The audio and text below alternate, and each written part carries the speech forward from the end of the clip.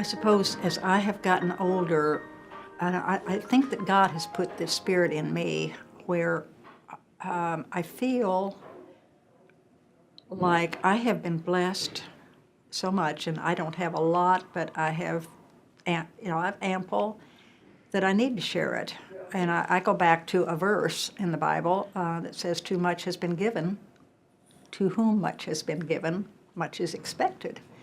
And it's not because I feel a need necessarily. I don't know. He's just put this spirit in me that I give of my hands to some extent. I give of my money to some extent. And it's just, I don't know, that's just the way God has led me, particularly over the last, 10, 20 years, as I live out my faith and live out my life. And what better place? The manor is so important to me and so special to me that I do want to support it.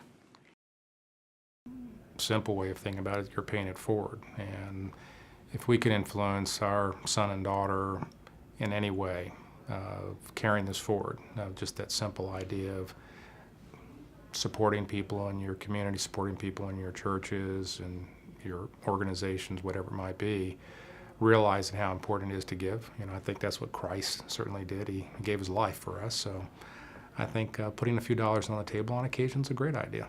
I think that's instilling that in your children, because it is a philosophy of ours, and we feel so strongly about it. If we think back of the first gifts we gave, and I think of the first one that Parker gave me, and he was very small. He and I were coloring. He was 3 or 4 years old, and all at once he got up and ran out of the room, and he brought back a brand new box of color crayons. And for this little boy that isn't real expressive, doesn't talk a lot, but he even found some newspaper and put it up in the newspaper. And he walked in and he gave it to me, and he was grinning. He was so proud. And I realized that I didn't know where that'd come from, but it was something that was in his heart. And so we really wanted to nurture that and continue whatever that is that's in his heart, and pay it forward as they grow up and mature and age. It's a legacy. Yeah, that's a good thing to call it.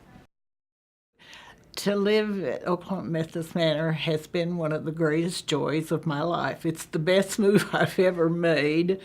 I really thought that at this time in life that it would be good since I don't have family, to be in a place where you are cared for until you do die. And it has turned out to be so much better than I anticipated.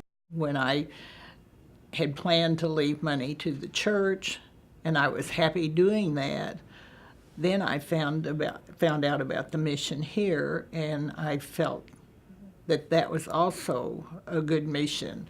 In giving to Oklahoma Methodist Manor, I hope that other people who live here at the manor can understand what a blessing it is to you and to the manor to give a gift.